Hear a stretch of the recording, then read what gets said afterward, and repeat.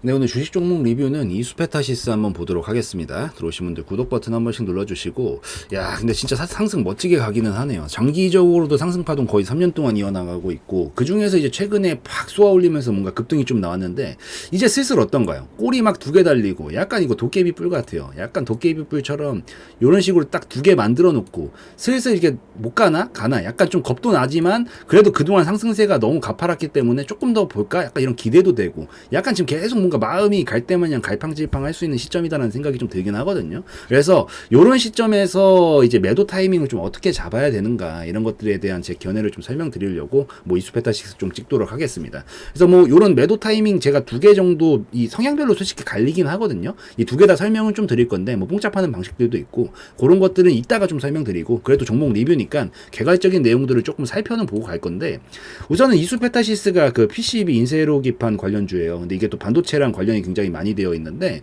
최근에 이 반도체 업황 뭐 서울 반도체 이런 것들도 굉장히 많이 움직였고 어쨌든 반도체 업황 자체가 굉장히 좀 잘 움직이고 있는데 그 근간에 최근의 슈팅 같은 경우에는 그 미국의 엔비디아 있잖아요. 이 엔비디아가 엄청나게 급등세를 보여주다 보니까 이거에 같이 영향을 받아가지고 우리나라의 이 반도체 업황도 좀 살아나면서 같이 좀 슈팅을 좀 보내주고 있다라고 보입니다. 특히나 이수페타시스 같은 경우에는 엔비디아를 고객사로 두고 있거든요. 그래서 더 부각을 받으면서 이번에 좀 슈팅이 이어졌다라고 좀 보시면 될 것 같아요. 이슈는 이 정도 보시면 될 것 같고 그리고 또 반도체 업황 자체가 지금 어찌되었든 이익이 보시면 쳐볼게요. 그 반도체 업황 자체가 예상치를 훨씬 또 웃돌 정도로 실적이 또 나왔거든요. 1분기가 끝나고 나서. 그래서 이런 부분들도 같이 반영이 되면서 움직인 상황이니까 최근 이슈는 뭐 요 정도 그냥 짧게 마무리를 지으시면서 보시면 될 것 같고 무엇보다 또 보시면은 이 이수페타시스가 지금 엄청 길게 상승 파동을 진짜 무슨 정석대로 타면서 이렇게 가고 있어요. 그래서 아마 적정 주가가 이 정도 형성되면서 가고 있겠죠. 그래서 여기서 정석적으로 지금 3년 동안 태우고 가고 있는데 이런 그림들은 보통은 뭐 그러니까 파동으로 일시적으로 이번에 한 슈팅 이렇게 보내는 거 말고 이 정도 파동을 태우면서 장기적으로 상방 우상향 곡선을 그리는 경우들은 보통 재무가 뒷받침되는 경우들이 많습니다. 그래서 살펴보시면 재무가 그 전까지 뭐 죽쓰는 것까지는 아니어도 뭔가 불안정한 모습을 보이다가 최근에 3년 동안 갑자기 적자에서 다시 한번 흑자 전환시키면서 어닝 서프라이즈 큰 폭으로 늘었네. 어닝 서프라이즈 더 큰 폭으로 늘었네. 어닝 서프라이즈 이러니까 당연히 우상향을 여기서부터 그릴 수밖에 없는 발판이 마련이 된 거거든요. 그래서 역시나 이 아무리 제가 차트를 좋아한다라고 해도 재무를 안 볼 수가 없는 게 어쨌든 흐름이 좋고 결국 우상향 곡선을 그릴 수 있는 것들 중에서 종목을 선정을 하고 매수를 해야 되는 거니까 안 볼 수가 없는 거죠. 그래서 얘는 이수페타시스는 결국에는 또 최근에 이 재무적인 부분들이 많이 살아난다 보니까 계속 3년 동안 상승 파동을 그리면서 가고 있는 상황이다라고 좀 보시면 되고 솔직하게 이 상승 파동은 뭐 물론 이따가 설명드릴 부분이긴 해요. 이제 어느 정도 고평가 영역으로 넘어왔다라고는 생각이 들어서 이따 설명드릴 거지만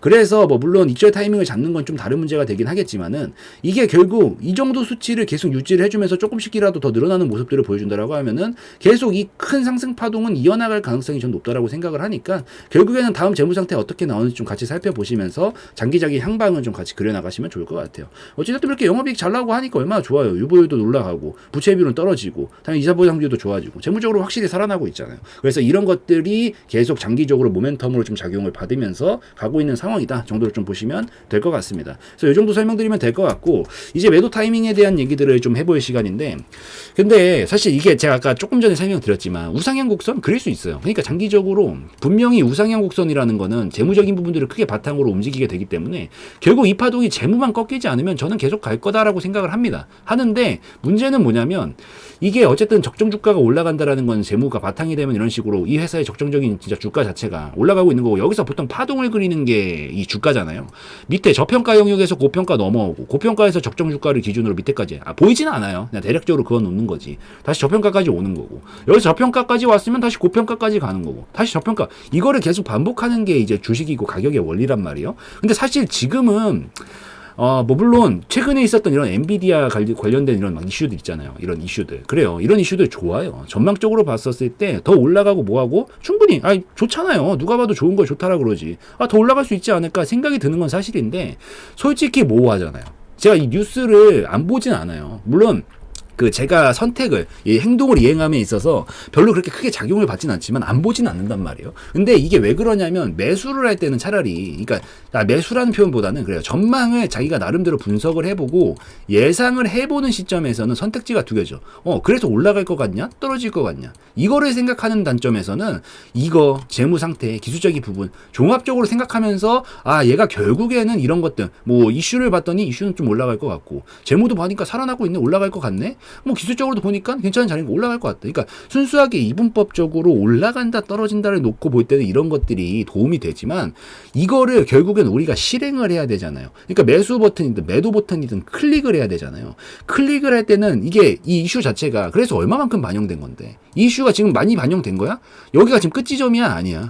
여기까지 지금 올라왔는데 저 이슈가 지금 더 반영될 수 있는 여지가 있나? 모호하단 말이에요. 그래서 저런 것들을 기준으로 삼아서 뭔가 실행을 하려고 하면 자꾸 결정장애가 와요. 그래서 이 매수 버튼을 누릴 때나 매도 버튼을 누릴 때 결국 행동을 해야 될 때는 딱딱 맞게 떨어지는 것들이 좋아서 저는 기술적인 부분을 입각을 해가지고 결정을 내리는 편입니다. 왜냐면 기술적으로 차트를 본다라는 것 자체가 대단한 게 아니라 그냥 가격의 움직임을 그려놓은 게 그냥 차트예요. 숫자로 딱딱 맞게 끊어지고 전에 저점 어디야? 여기. 딱 그어지잖아요, 이게. 그러니까 딱딱 맞게 이게 결정장애가 올 문제가 없죠. 왜냐면 전저점 그냥 여기라고 돼 있으니까. 그래서 이런 것들을 기준으로 기술적으로 전 잡는 게 더 중요하다라고 생각을 하기 때문에 그래서 이런 것들로 목표가도 좀 잡아보는 거고 어떤 식으로 대응할지 시나리오를 짜는 거다라고 좀 보시면 됩니다. 그럼 이제 본론으로 들어가가지고 그럼 여기까지 지금 올라왔는데 물론 저 이슈가 더 반영이 될 수도 있고 안 될 수도 있어요. 저도 모르죠. 그건 누구도 몰라요. 모르는 상황에서 대략적으로 기술적으로 봤었을 때 예상을 해볼 수 있는 방식이 있는데 우선 어디까지 올라갈 수 있을까? 100% 맞출 수 없어요. 절대 못 맞춥니다. 그렇지만 대략적으로나마 확률적으로 한번 접근을 해보는 거죠.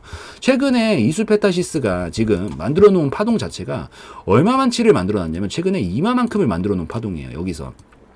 이런 식으로 파동을 만들어 놓고 여기서 넘어갔단 말이에요. 근데 제가 이제 자주 보는 게 파동은 밑에서 만들어 놓고 돌파에 성공을 하면 반대로 밑으로 이탈이 되면 앞전에 만들어 놨었던 파동의 힘만큼 넘어가려는 성질이 있다라고 생각을 해요. 이 정도 힘을 파동을 만들어 놓고 돌파하게 나왔으면 이제 그러니까 여기가 땅인 거예요, 여러분들. 그리고 밑에는 이제 용암이 흘러요. 뭐 멘틀이라고 부르죠. 지각 말고 멘틀이라고 부르죠. 용암이 막 여기 쌓여 있는 거예요. 근데 여기에 구멍을 뚫은 거야. 딱 지면이 뚫린 거죠. 그럼 뭐가 일어나죠? 화산 폭발이 일어나죠. 뭐 화산 폭발이 얼마만큼 일어날까요?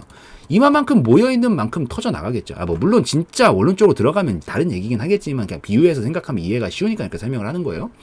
여기에 모여있는 만큼 터지겠죠. 그러기 때문에 대부분 이 한 칸 정도 여기 모아놨던 만큼 보통 한 칸이 터진다라는 관점으로 보는 거예요.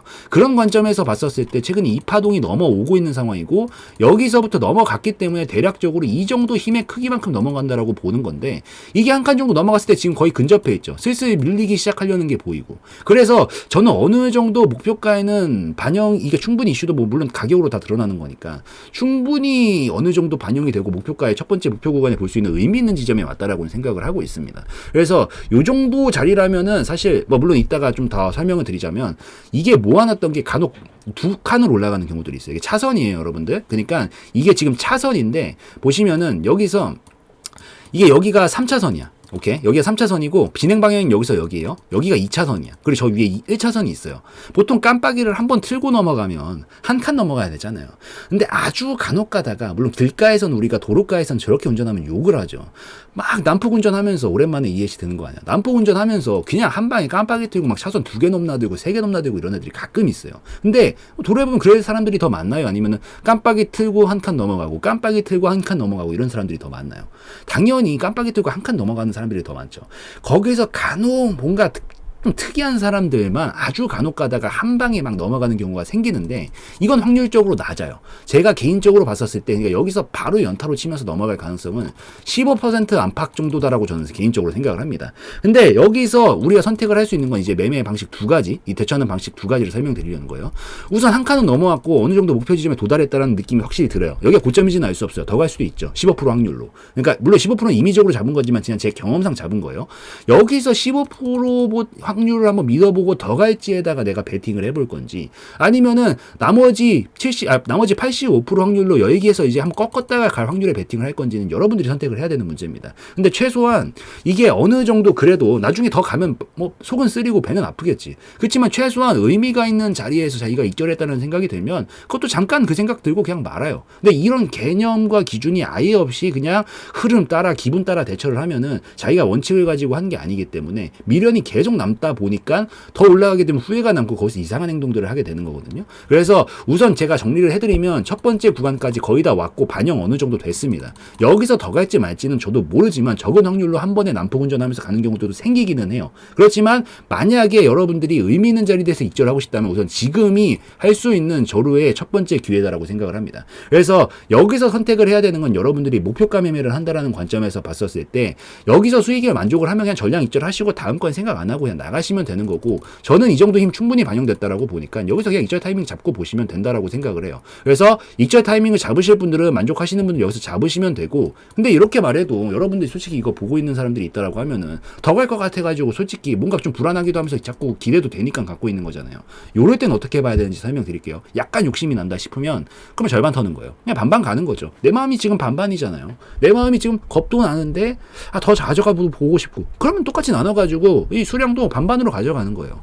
절반은 그냥 익절 치세요. 어쨌든 지금 상황에서 저는 충분히 반영됐다라고 생각을 하고, 결국 장기적으로 우상향 곡선 그리겠지만 파동 자체가 이렇게 한번 꺾었다 가면 어떡할 건데, 이것도 상승 파동은 가고 있는 건데 이걸 어거지로 버티는 것도 솔직하게 말해서 이게 뭐 물 좋은 게 좋은 거라고, 이왕 뭐 전망 보고 하는 거 밑에 저평가까지 왔었을 때 들어가서 길게 가져가는 게 더 좋지, 굳이 몇 년 동안 위험할 수 있다는 걸 알면서 들어가는 건 좀 좋지 않다라고 생각을 하거든요. 그래서 어느 정도 고평가 영역에 있는 건 확실하고, 제가 봤었을 때는 제 생각에는 첫 번째 목표 지점 도달을 했으니까 여기서 약간 불안한 부분을 해소를 하자고요. 그래서 절반 정도 딱 털어주고, 그 다음에 여기서 나머지 더 가는 거는 내가 파동 태우면서 저점이 계속 높으면서 갈 거거든요. 올라가는 애들은 저점을 안 깨트리고 가요. 이것도 보시면 결국에 갈놈들은 이게 저점을 절대 깨지 않습니다. 이게 결국 갈놈들은 그래요. 안 깨트리고 가니까 계속 슈팅이 나오는 거거든요. 지금 최근에 잡혀있는 저점은 여기기는 한데 절반 털어놓고 나머지 본전 우선 딱 막아놓으세요. 본전에다 안전벨트 걸어놓고, 그 다음에 여기서 이렇게 파동을 만들겠죠. 뭐 더 갈 수도 있는 거고 파동을 만들겠지.